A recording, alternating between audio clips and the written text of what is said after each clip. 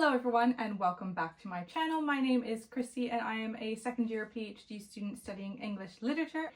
Thank you so much for joining me here today. This video is going to be all about how to become an independent researcher, specifically within the humanities. So if that sounds like something that's going to be interesting to you, please do stick around. Grab yourself a cuppa and we're going to get right into things. So to begin, I just want to give a little bit of context in terms of why I feel comfortable and qualified in sharing this information with you and why this is hopefully going to be helpful to you. But essentially, I spent 3.5 years as an independent researcher following the completion of my master's degree in 2020 and prior to transitioning into a PhD program later on. Now, the independent research aspect of this came as a very big surprise to me, to be honest, because I knew I wanted to apply for a PhD after my master's, but there was just so many varying circumstances that made that impossible, essentially, to just do immediately. And one of the things that I didn't want to happen was for there to be a large gap and for me to, in my academic journey, and for me to completely lose the skills that I had honed within my master's degree. Because as somebody who had a 3-year gap between my undergrad and my master's, there's definitely intense reminder in terms of those skills when I started my master's program. So I really wanted to just continue the momentum of what I was experiencing already. And actually, I didn't even know that independent research was a possibility. It was only because I had applied to, I had submitted an abstract to present at a conference, and when filling out the bio information that they require, it notes your institutional affiliation. And I messaged the organizer and said simply, I am not affiliated with any institution because I'm no longer with the university because I finished my master's and I'm not enrolled anywhere. So what does that mean? Am I still able to present? And they said, yes, of course. It just means you're an independent researcher. And that alone changed my perspective. It opened so many doors and I just took that and absolutely ran with it. And I definitely attribute my time as an independent researcher to the success I then later went on to have in relation to applying for a PhD program and getting accepted not only into the program, but for funding on the first try. So we're gonna get into things, but I also do want to mention that this video is specifically oriented towards the humanities. I do think independent researchers are a possibility within social sciences and STEM, etc. My experience can't speak to that per se, but there's also the element of ethical approval. Those kinds of disciplines, you're looking at a lot more experimental, survey-based research that require more complex ethical boundaries and guidelines that you need to follow, as well as much more complex resources that you need. For example, in STEM, you need to have laboratory access. Don't build your own laboratory. Don't be Victor Frankenstein. That's definitely something you don't want to do. So there's still ways of being an independent researcher within that context, although I do think it falls more into line with an independent learner instead. But there's still opportunities for publications in relation to academic book reviews, etc. And if you were somebody who was doing independent research following finishing a higher degree such as a PhD, and you haven't secured a postdoc or something yet, and you're doing independent research that way, there is more opportunity there because you have that expertise behind you in connecting with institutions and having collaborations with institutions or organizations without having necessarily an employment or enrollment factor. But I just wanted to give a little bit of a caveat there because that is not necessarily an area that I am familiar with, but the ethic considerations are something that you absolutely need to keep in mind, because the universities, institutions, etc. exist not only to provide privacy and security for your participants and the data in those kinds of circumstances, but also for yourself as a researcher, and that's extremely important to remember. But with that all being said, we're going to dive into several questions that I have that's going to really outline how you can become an independent researcher if this is something that you are interested in doing. So the first question, and I'm going to read primarily off of what I've already written down here because otherwise I will ramble and this video will be hours upon hours upon hours long. So I do apologize for just reading, but I think that this is the best way to make this video as concise as possible without getting too bogged down with my rambliness. So first question is, what is an independent researcher? So I have here, the defining factor is that an independent researcher has no institutional affiliation. So you're not staff or student, which is enrolled in a university. And that means that you're not presently working towards the completion of a formal degree or certificate provided by said institutions. The independent researcher carries out self-motivated research. So essentially they're very similar to an independent learner. However, a defining factor that transforms the independent learner into an independent researcher, which is also sometimes called an independent scholar, that's used interchangeably, is that you are actively engaging and contributing to a field of research. And this can include presenting at conferences, publishing research, networking, active engagement in relevant research organizations, teaching classes, and this could be virtual courses for organizations that are already established, but it can also include things like producing research-based videos on platforms such as this. So those are ways that you are really contributing to the field. It's not just about passively consuming knowledge. I hope that makes sense. So I do want to also mention that in terms of being an independent researcher, this typically does entail some form of higher education. Usually, it tends to be something that people gravitate towards after they've finished a master's degree. And that is because there is a certain level of training that is necessary to carry out quality research. Again, an independent researcher is different to an independent learner. That's not to say that there's one blanket, one of them that's better than the other. It really just depends on the goals that you set out for yourself and your research. So there's certainly a level of necessity in relation to the training you have to pursue independent research, quality independent research. However, if you don't have that formal education or that formal training, it's not an absolute deal breaker. Instead, what it means is that you're going to have to spend a lot more time. There's going to be a bigger learning curve there for you in relation to developing these skills, learning how to research before you can engage with your ideas in order to make an original contribution to the field that you are in.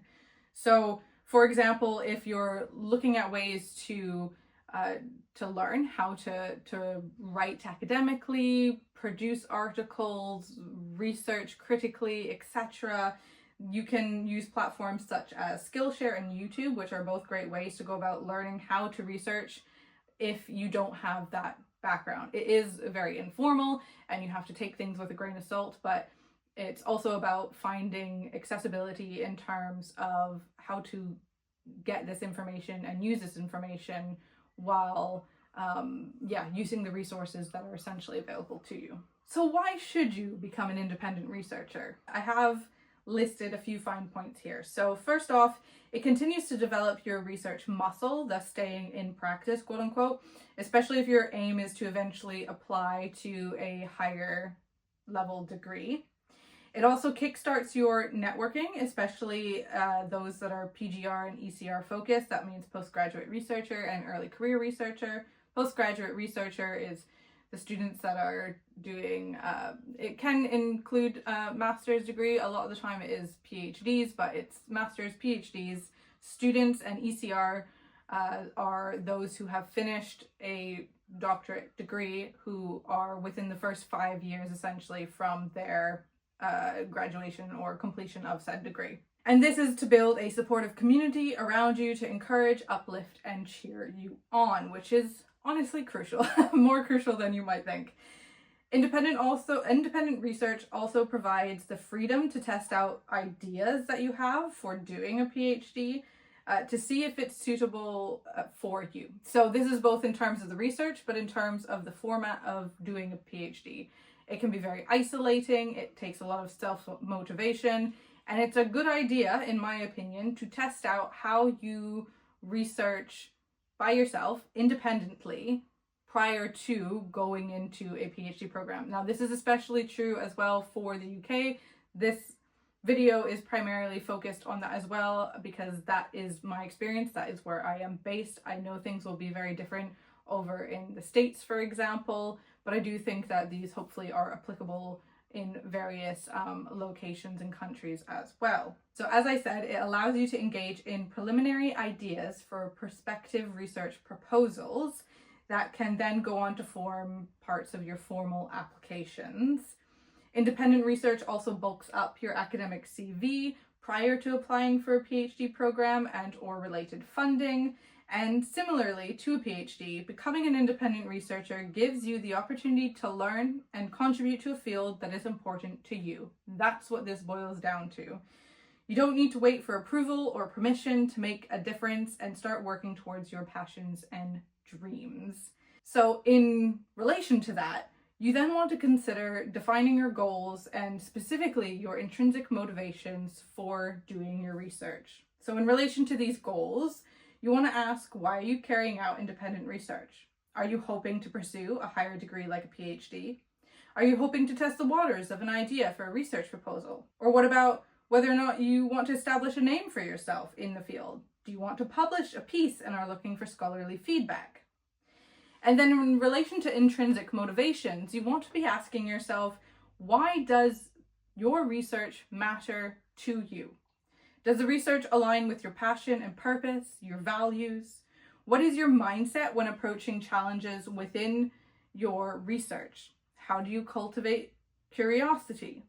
You will need a firm grip in your intrinsic motivation to maintain engagement with your research, and this is also very important if you then transition into a PhD, for example. Knowing what your intrinsic motivation is and how to cultivate it early on in your journey will be extremely beneficial to you. So what about the pros and cons of being an independent researcher? Because there's a fair few for both of those. So in relation to the pros, first and foremost, you have freedom to explore different research topics if desired. You're going at your own pace. And there's also freedom within this that helps to ignite innovative ideas that perhaps might not be something within your periphery if you are really already narrow focused within an institution and a subject, and you don't have the capacity to have that freedom to look a little bit more widely outside of your niche in terms of the research.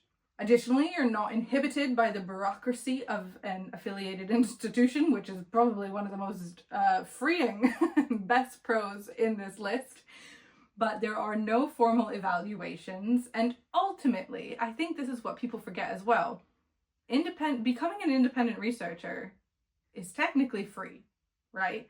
So it's in the sense that you are not paying, for example, like if you are a self-funded PhD student in the UK, you're not paying tuition fees, etc., to conduct the research. So you doing the research isn't costing you anything in that regard with those institutional affiliations. However, there are caveats, because obviously those institutional affiliations allow you to have access to certain resources that become much more difficult as an independent researcher. But when it really boils down to it, being an independent researcher is free.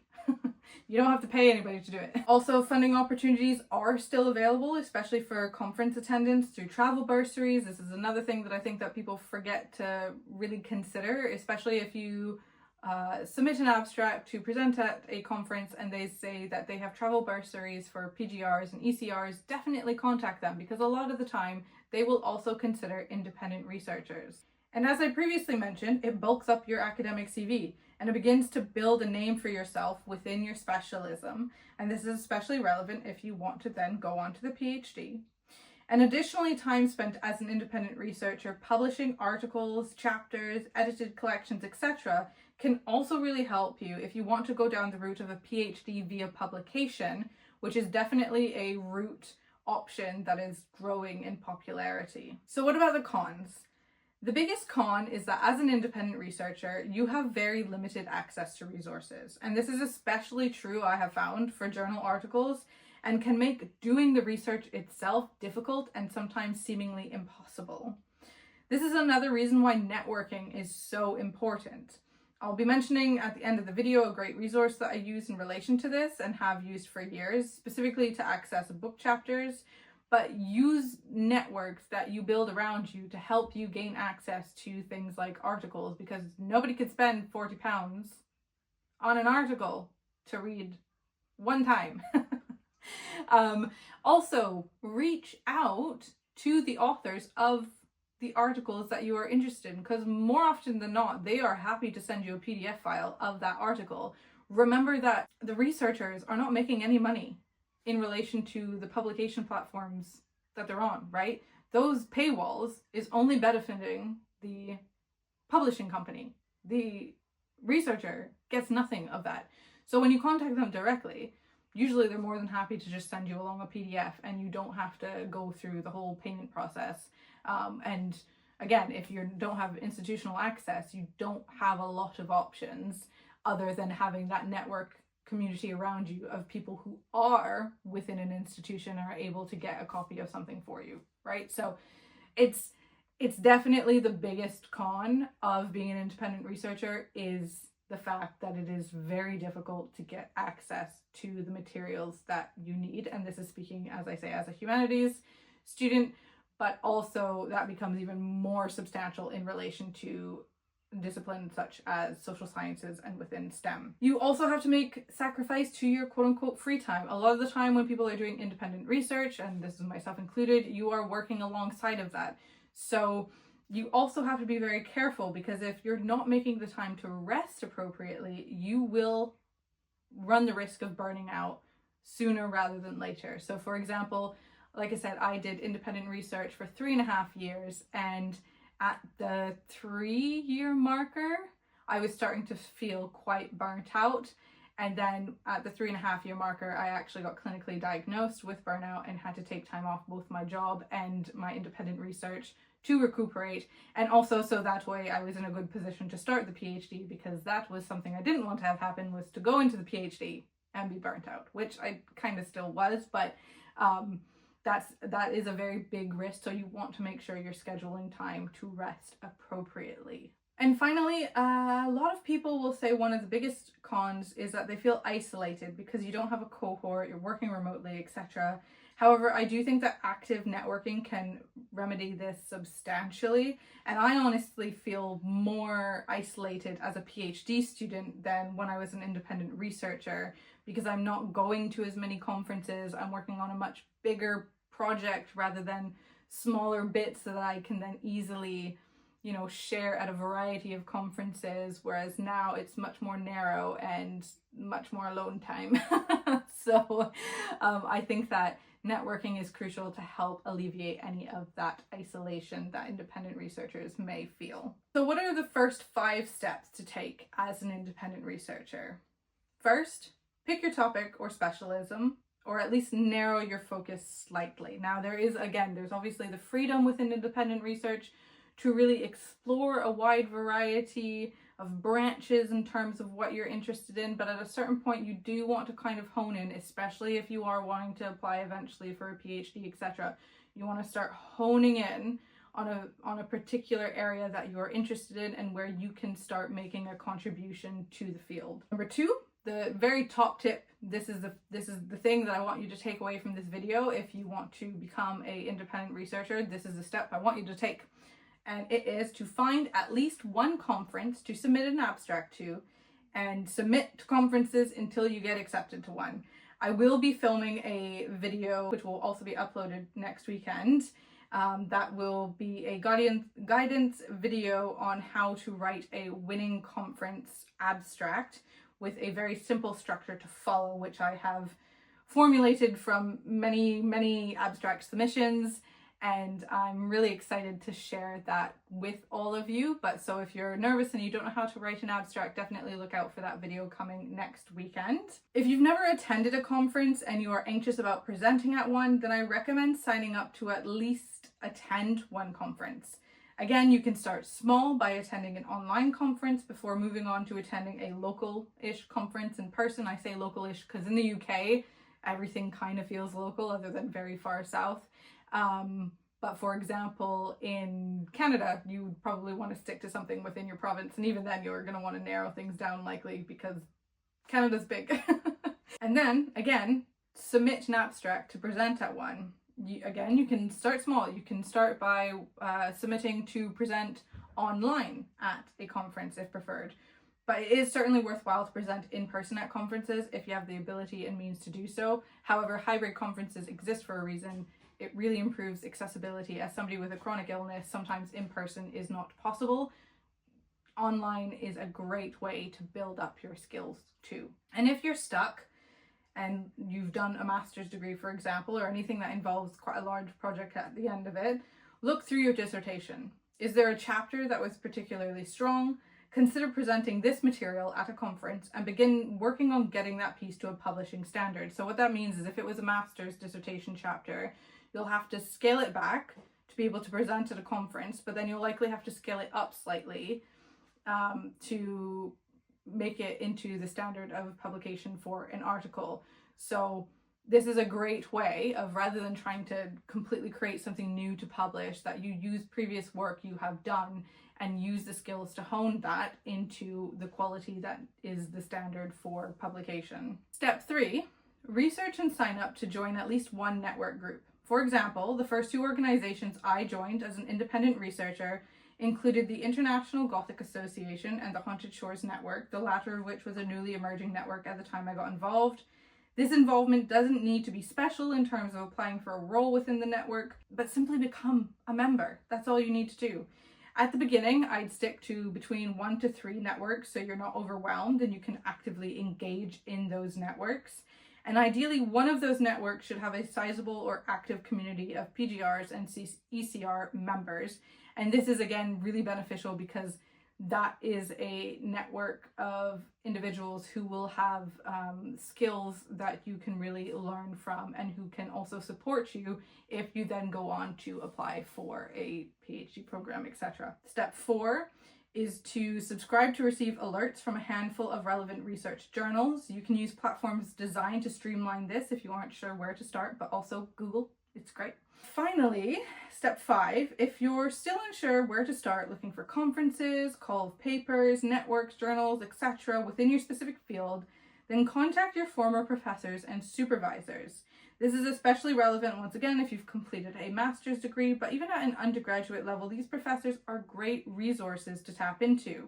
These are great people to signpost you to rich resources that are directly relevant to your field. Now I'm going to share some quick networking tips for you. First and foremost, consider designing and printing business cards, especially for when you go to conferences, whether that's to attend or present, and include your research-based socials on there. If you don't have a research-focused social platform, create one. Personally, I recommend either Blue Sky or LinkedIn.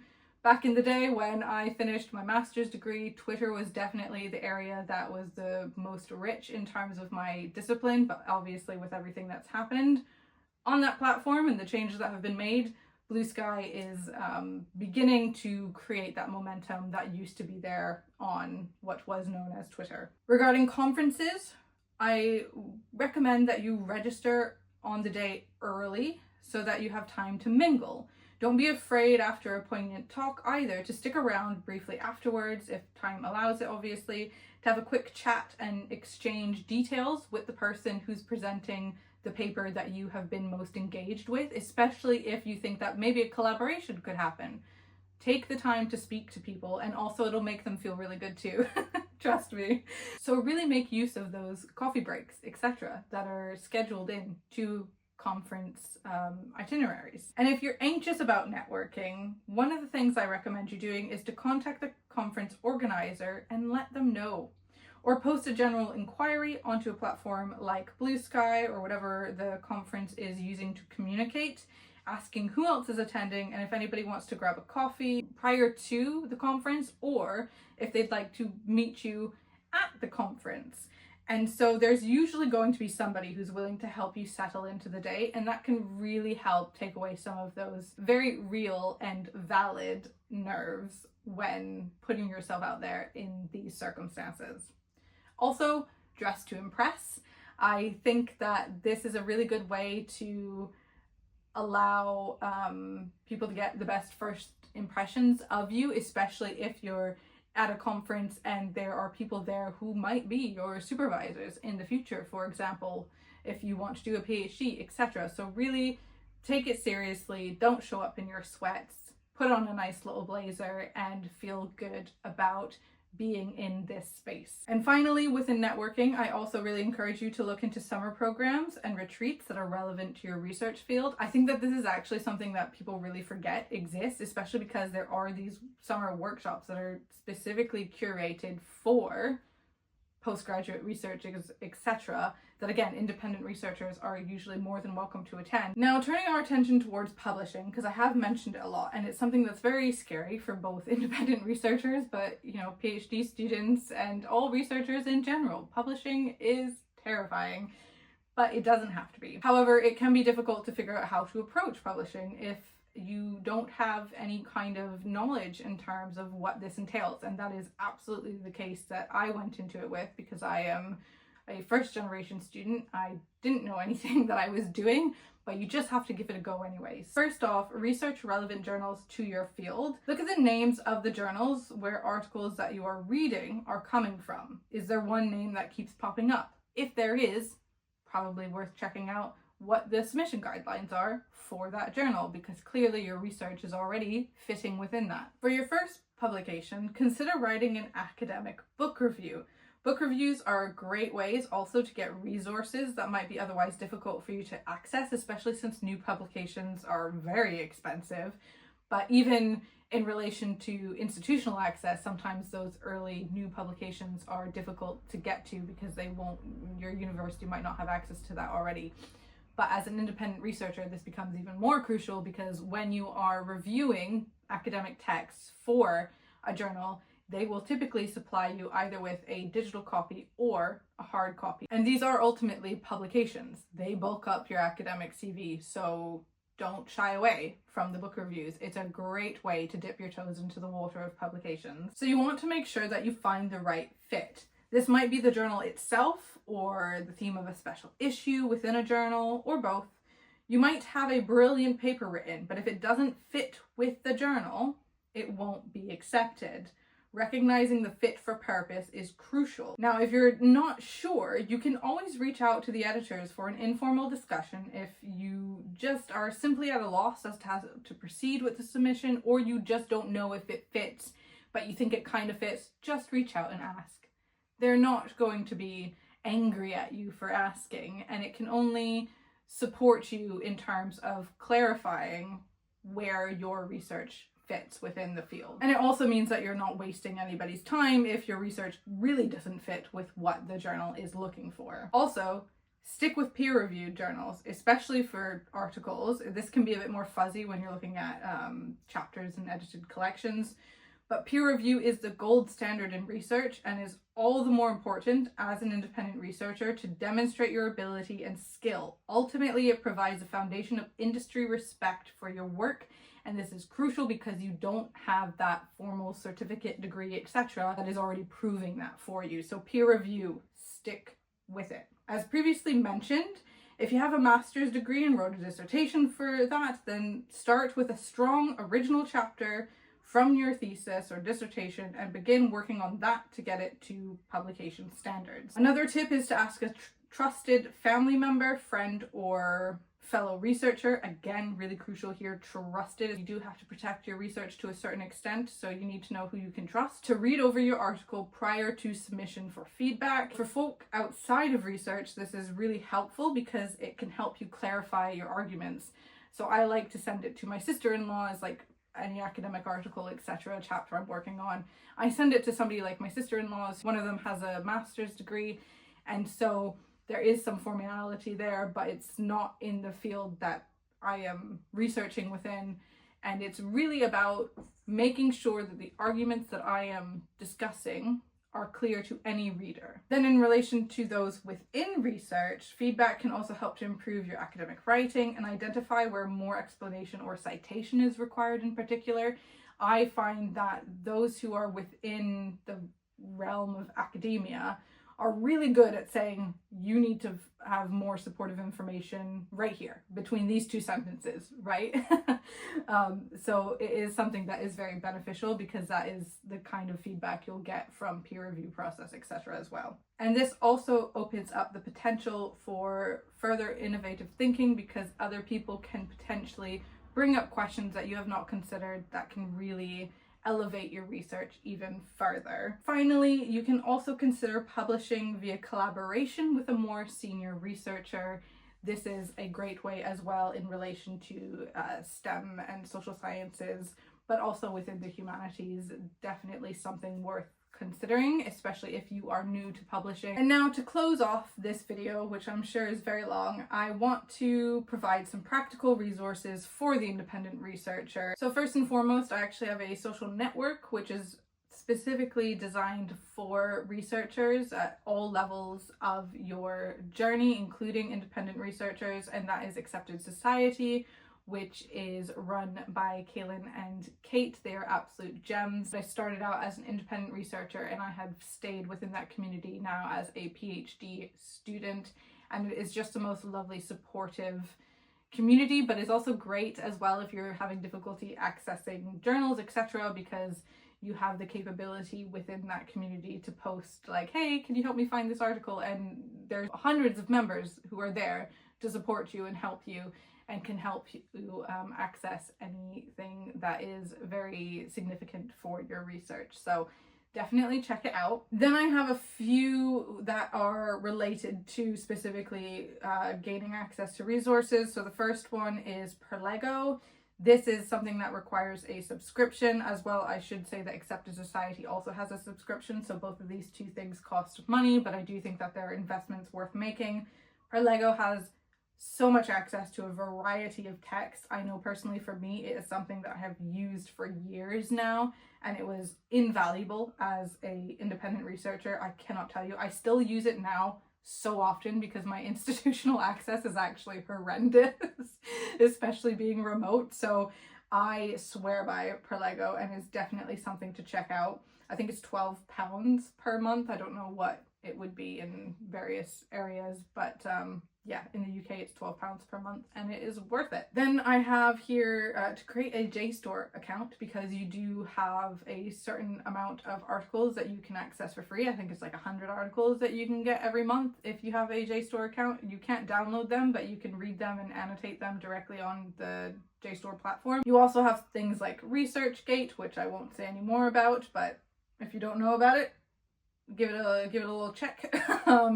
And then there's this new, I can't say too much about this because I haven't used it enough yet. I previously was using an app called Researcher, which streamlined a lot of alerts in relation to articles that were being published within your field. It was absolutely brilliant, and then it closed down in November last year. No idea why. It was absolutely, there's no alternative that has met what it did, and it did it so well, and I'm so angry that it's gone. But the thing that is closest to it, in my opinion, right now is R.Discovery. And this is, again, it's a platform to help streamline getting those subscription alerts in relation to articles that are coming out in your field, and helps you stay up to date on what's going on. You also can get alert subscriptions for specific journals that you can look up through, like Taylor and Francis. I have a few that I have weekly updates in relation to like 3 journals over there. They are a little bit more restricted than those wider platforms like R.Discovery, which is essentially, you know, a database for finding those resources. Another really crucial thing to decide on is a reference manager software, just anyone that you think is the best one for you. I personally like Mendeley, but Zotero is another very popular and great option, especially because it is free. So this is just going to help you as well, especially if you then want to go on to a higher level degree, because you're not going to remember everything that you've read over X amount of years. If you start putting it into a reference software from the very beginning, you will have such a rich resource to then look back on. I wish I did this when I was an independent researcher. In terms of publications or trying to find like call for papers, etc., There's options such as Routledge Open Research. So this is a process of peer review publication that is open access, so anybody can read the articles once they are published, and it does maintain that quality standard in terms of the research through the very transparent peer-reviewed process. So I would definitely recommend checking that out. It's a great way of looking to publish, especially if you can't find a journal that really fits your need. Then other ways to find information in relation to conferences, call for papers, etc., are through various social platforms. So as I mentioned previously, Blue Sky is a big one. Also use LinkedIn. You can definitely curate that to be an academic space. You also have a variety of databases. So for example, one I found is CFP, which stands for call for paper, cfplist.com, which is a call for paper database, and that looks really good. Like I say, this is something that I've only just recently stumbled on, but it does seem like it's very up to date. And then in terms of building up your skills or learning in relation to widening the scope of your learning, you can access a variety of platforms such as Skillshare. I suggest the search term academic research. This brings up a good few videos regarding how to hone that skill of writing for publication, writing research papers, how to think critically, etc. You also have YouTube videos. There's tons of students who have posted loads of guidance and structures and outlines, including myself, just like this video. So worth having a good old search through YouTube to see if there's anything relevant that comes up for you in terms of honing those skills. You also have things such as Coursera, which offers free courses that are given by various universities. So for example, I had signed up for an introduction to philosophy that was given by Edinburgh University. These are, like I say, free courses. You can also get certificates and things like that through these through that platform in particular. You also have the University of Oxford Department for Continuing Education, which has short courses. These courses range in cost from £75 to £500 with attendance options including online, in-person and hybrid. And again, you can get certificates from these courses that can bulk up your academic CV, provide more insight into a variety of field subject matters, etc., that maybe you don't have as much background within. And it also is a great way for networking if you are attending any of these courses in person. That concludes this video. I hope that this video was helpful. I know it's quite a lot of information that I'm giving in one go, but please do feel free to watch this back as many times as you need and reference it as you see fit. As I mentioned, next weekend I will be filming and sharing a video regarding how to write a winning abstract. So this will be particularly helpful if you are looking to do that abstract for your first conference submission. It's going to be quite a short video because I'm just going to be breaking down the very simple structure that I use in writing my own abstract, and I would love to know then how that works for you in the future. But then the following weekend I will be uploading a video regarding my combined February and March reading wrap up, because I know that I missed last month, but rather than making you wait for that abstract video, I figured I'd do abstracts next weekend and then follow it up with the reading wrap up and just combine the 2 months because I didn't read that much in February anyways. I hope that you enjoyed this video and I will see you again next time.